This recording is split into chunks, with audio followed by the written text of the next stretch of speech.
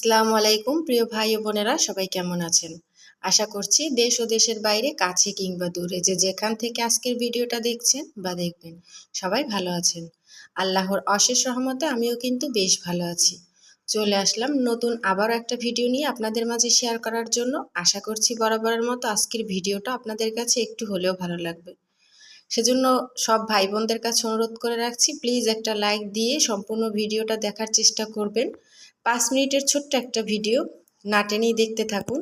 নতুন কোনো বন্ধু যদি আমার চ্যানেলে এসে থাকেন তাহলে বলবো ভিডিওটা না টেনে সম্পূর্ণ ভিডিওটা দেখুন। হয়তো এমনও হতে পারে ভিডিওটা দেখতে দেখতে ভিডিওর কোনো একটা অংশ আপনার কাছে ভালো লেগে যেতে পারে। আর যদি তাই হয় তাহলে প্লিজ আমার চ্যানেলটা সাবস্ক্রাইব করে আমার বন্ধুর পাশে থেকে যেতে পারেন। আজকের ভিডিওটাও শুরু করেছি একদম সকাল থেকে না, নাস্তা খাওয়ার পর। তারপর আর কি নাস্তা খেয়ে অফ ক্যামেরাতে বাচ্চাদেরকে খাইয়ে চলে আসলাম রান্নাঘরে। খাওয়ার ঘরে এসে প্রথমে খাওয়ার টেবিলটা পরিষ্কার করে নিলাম। তারপর ফ্রিজটা একটু দেখলাম যে হালকা পাতলা ময়লা হয়েছে, তো ফ্রিজের মধ্যে যে আমি আটার আর কি ইগুলো রাখি, প্যাকেটগুলো, সেই প্যাকেটগুলো দিয়ে রাখলে হয় কি, যদি কড়াইয়ের নিচে বা কোনো বাটি বুটির নিচে কোনো ময়লা থাকে তাহলে ফ্রিজ আর নোংরা হয় না। তো দেখলাম যে ভালোই ময়লা হয়েছে ওই প্যাকেটগুলো। এগুলো আটার খালি প্যাকেট, 5 কেজি আটার। তো এগুলো ভালো করে আমি সবসময় আর কি মুছে টুছে রাখি। তো আজকেও ভাবলাম যে একটু মুছি, সেজন্য বের করে এপিট ওপিট করে ভালো করে মুছে আবার জায়গা মতো রেখে দিলাম। তো তারপর সকালে নাস্তা খাওয়ার পর তো অনেক থালাবাটি জমা হয়ে গেছে, তো সেগুলো ধোয়ার জন্য চলে আসলাম। এরপর একে একে সবগুলো থালাবাটি সুন্দরভাবে ধুয়ে নিলাম।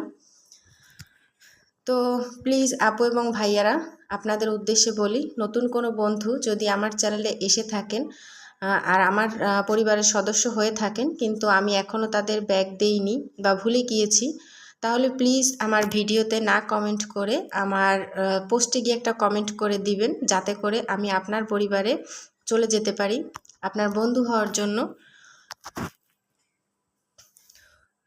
তো ব্যস্ত দিনের আরও কাজকর্ম নিয়ে আপনাদের সাথে শেয়ার করার জন্য আর একটা ভিডিও সাজিয়েছি। তো আশা করছি আজকের ভিডিওটাও ভালোই লাগবে। এই তো কাজকর্মগুলো সেরে নিচ্ছি। আসলে প্রতিদিন মায়েদের একই কাজ, বাচ্চাদেরকে খাওয়ানো, নিজে খাওয়া, সংসারের সমস্ত কাজ করা। গৃহিণীদের মায়েদের কাজের কোনো ব্যতিক্রম হয় না। তো এই তো এরপর কিন্তু আমি একটা একটা রুম সুন্দরভাবে গুছিয়ে নিয়েছি। আজকে আকাশটা ভীষণই মেঘাচ্ছন্ন ছিল সকাল থেকে, বৃষ্টিও না আবার রৌদ্রও না, এমন অবস্থা। বড় ছেলেকে খাইয়ে দাইয়ে তারপর আজকে আর পড়তে বসাতে পারিনি, কারণ আমি যদি ওকে নিয়ে পড়তে বসি তা আর কি পড়াতে বসি তাহলে আমার কাজের দেরি হয়ে যাবে। আর ওর কাছে না বসলে আবার ও ভালোভাবে একা একা পড়তে পারে না। তো তারপর ওকে টিভি দিয়ে সব কাজকর্ম শেষ করে চলে গেছি নিচতলাতে। নিচতলাতে আব্বু অনেকগুলো বাজার এনেছে আজকে একদিনে, তো সেগুলো আপনাদের সাথে শেয়ার করলাম। এই তো আব্বু পোয়া মাছ এনেছে, তারপর পাঙ্গাস মাছ এনেছে, তারপর বড় শলা চিংড়ি মাছ এনেছে অনেকগুলো। ছেলেমেয়েরা শলা চিংড়ি খেতে ভীষণই পছন্দ করে, বিশেষ করে আমার 2 ছেলে আর আমার দেবরের বড় মেয়ে। ওরা 3 ভাই বোনই ভীষণই পছন্দ করে। ওদের 3 ভাই বোনের জন্য আব্বু সামনে যখনই পায় শলা চিংড়ি মাছ তখনই নিয়ে আসে। এরপর ছোট কিছু চিংড়ি মাছ তাও নিয়ে এসেছিল।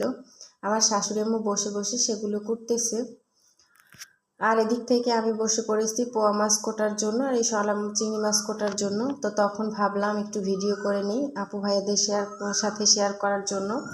তো অথই একটু ভিডিও করে দিল। এই তো সবগুলো বাজার।